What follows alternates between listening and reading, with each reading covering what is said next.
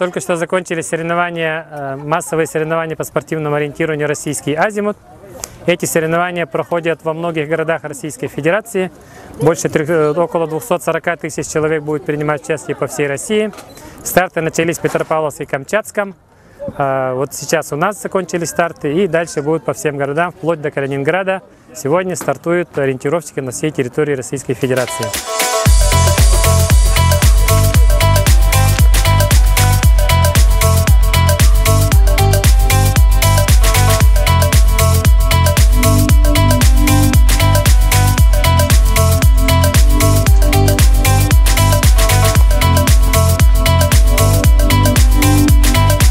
В прошлом году было намного больше, около 1000 участников. В этом году идет спад.